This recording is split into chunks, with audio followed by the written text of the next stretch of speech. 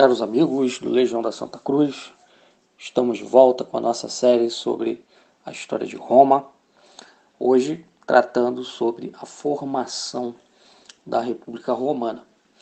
Nós vimos nos últimos vídeos que a monarquia romana acaba com o fim do reinado de Tarquínio o Soberbo, que era um rei etrusco que foi expulso da cidade pelos patrícios, os pais fundadores de Roma. E vimos também, nas últimas aulas, como se dava a organização da estrutura familiar em Roma, sob a autoridade do pai, o pai como juiz e como sacerdote da família patriarcal. Perfeito? Então, nesse sentido, hoje nós falaremos sobre o início da República Romana, suas instituições políticas, né? Os fatos que marcaram também aquilo que foi chamado, que ficou conhecido como revoltas plebeias, e como Roma mudou ao passar de uma monarquia para uma república.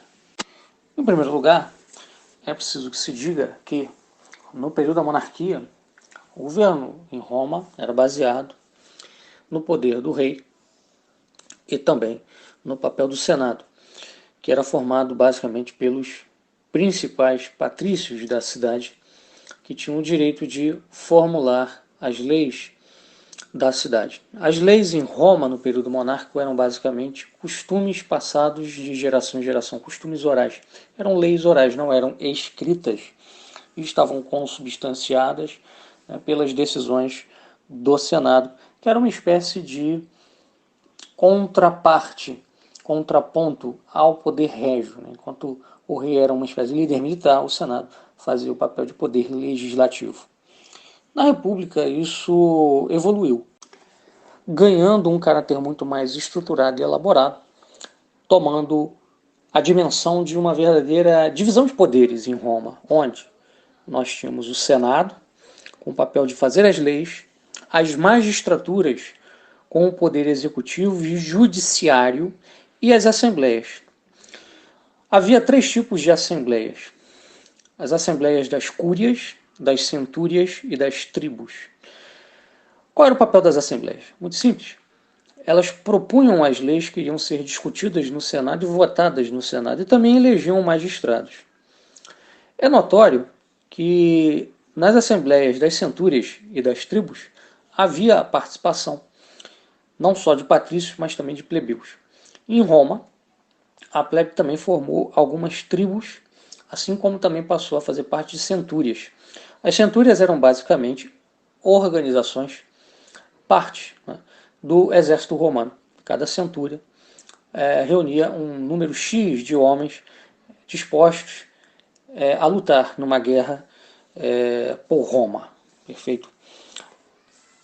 O que acontece é que Roma, nesse processo, vai se transmutar de um estado tribal, racial, que era como Roma se organizava no período monárquico, para uma república de domínio aristocrático, mas com assentos populares.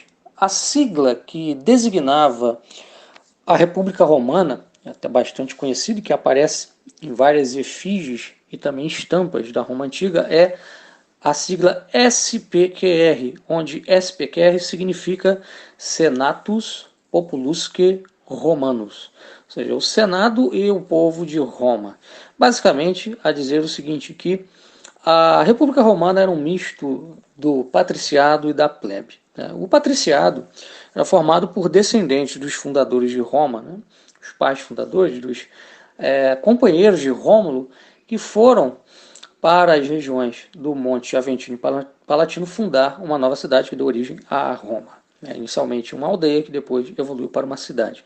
E a plebe era uma multidão sem origem nobiliárquica, que era basicamente formada por povos itálicos que haviam migrado para Roma à medida que a cidade foi crescendo.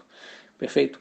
De modo que essa estrutura política, ela inicialmente atendia aos patrícios, ou seja, no Senado somente os patrícios podiam tomar parte. Nas magistraturas idem, E nas assembleias, a única participação possível dos plebeus era na assembleia das centúrias e das tribos. Mesmo assim, a participação era bem reduzida e bem pequena em termos de espaço para tomar decisões que afetassem a vida dos plebeus. É preciso também lembrar que a plebe ela foi ganhando muita importância em Roma, na medida em que ela foi entrando para o exército, né, ela foi se tornando uma peça importante no exército romano, por conta da expansão de Roma pelo Lácio e pela Itália, né, sobretudo a partir do século V e IV a.C., perfeito? E também pelo aspecto econômico. A plebe desenvolveu uma série de atividades econômicas no campo do artesanato, do comércio e da agricultura, fundamentais para tocar a cidade. Então, isso vai levar a uma série de questões que vão explodir em conflitos, que são as revoltas plebeias. Esses conflitos, basicamente, envolviam a disputa por direitos. Como os plebeus eles não tinham direitos de participação nas estruturas políticas que faziam parte da cidade romana, as suas revoltas visavam justamente alcançar, atingir esse objetivo, ou seja, fazer com que a plebe tivesse uma participação política, ganhasse alguns direitos e tivessem também acesso a certas magistraturas, a certos cargos. Perfeito? A primeira revolta plebeia, e a mais importante, foi a que ocorreu no ano 494 a.C., foi chamada Revolta do Monte Sagrado. Houve ali quase que uma secessão da plebe, ou seja, a plebe se retirou para o Monte Aventino e ali ela pensava em formar uma cidade separada da Roma aristocrática, da Roma dos patrícios. Tá? Isso aconteceu num contexto de guerra, né? Os romanos estavam em guerra contra povos ali da região. Essas guerras tinham um duplo caráter, primeiro defensivo. A região de Roma era uma região muito disputada por ser uma região de passagem, né, entre a Magna Grécia e o norte da Itália, e também uma região que tinha um porto fundamental, o Porto de Ostia, né, estratégico para você ir para regiões como a Espanha, que era uma área que tinha muitas minas de ouro e prata. Então havia várias disputas, né, vários povos desejavam tomar conta daquela área, de maneira que Roma fazia guerras frequentes ou com caráter defensivo, ou seja, para aplicar derrotas a certas populações, tornando essas populações temerosas de um ataque de Roma e, portanto,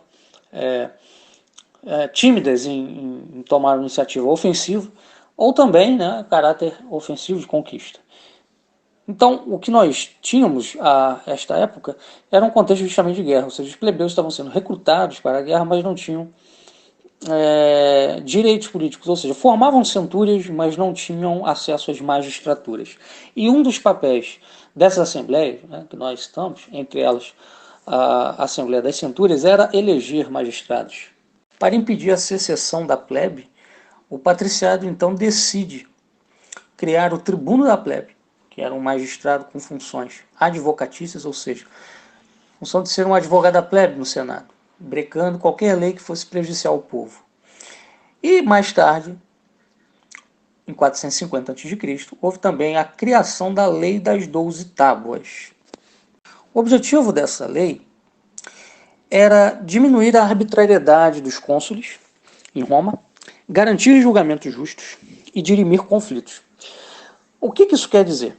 Muito simples. Como nós falamos antes, na época da monarquia romana, a lei não era escrita, ela era oral.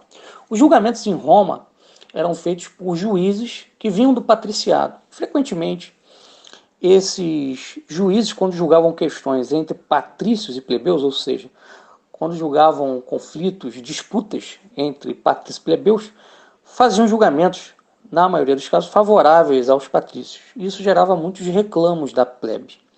Então, para dirimir esses conflitos, a lei foi posta por escrito, a fim de que, por exemplo, um plebeu que se sentisse prejudicado por um julgamento considerado injusto, feito por um juiz, pudesse entrar com recurso com base no que estava escrito na lei. Então, isso tudo criou em Roma 3 princípios basilares, que são fundamentos do direito até hoje: a regra da lei, né, a regra do direito, né, e o conceito também de direito público e de direito privado, ou seja, isso ficou na lei das 12 tribos bem estabelecido, o que era o direito público, o que era o direito privado, perfeito? Isso também criou o hábito dos magistrados romanos de decidirem com base na lei, diminuindo, portanto, aquilo que falávamos aqui logo no início da nossa tratativa sobre a lei das 12 tábuas, ou seja, a arbitrariedade dos cônsules. Os cônsules eram magistrados que tinham duas funções, eram dois cônsules, né? Um cônsul civil, um cônsul militar. Né? Um cuidava da paz civil, outro cuidava da guerra, do exército. E muitas das vezes esses cônsules tomavam decisões administrativas que eram contestadas. Então, tendo uma regra da lei, tendo a lei das 12 tábuas consubstanciadas, esses cônsules poderiam agir de acordo com aquilo que a lei estipula como sendo a função do cônsul, a função do magistrado. Né? Para concluir, é preciso lembrar que Roma deixou de ser uma monarquia tribal, onde a maioria da população era de origem patrícia, para passar a ser um Estado multitudinário, multiétnico, onde a plebe ganhava preeminência em razão do seu número. Então, em um Estado que é resultado cada vez mais da união de povos itálicos, da mistura racial, a homogeneidade cultural vai diminuindo. O papel do costume e da tradição que unia os patrícios já não são mais suficientes para regular a vida social que vai se ampliando, fazendo-se necessária a criação de uma lei, a criação de novas leis, né, e a adaptação dessas estruturas políticas ao novo contexto de vida que Roma experimentava. De maneira que nós podemos concluir que esse início da formação da República Romana é marcado justamente pela passagem desse caráter tribal que o Estado tinha no início para um caráter republicano, multitudinário, que, apesar de tudo, se manteve, de alguma forma, aristocrático, porque os principais cargos da República continuarão por um longo tempo na mão dos patrícios, mas pouco a pouco a plebe vai ganhando espaço, ganhando direito a mais e mais magistraturas e inclusive ao Senado. Né? Então nós continuaremos na próxima aula falando sobre a República Romana em suas mais variadas dimensões. Até a próxima, um abraço e viva Cristo Rei!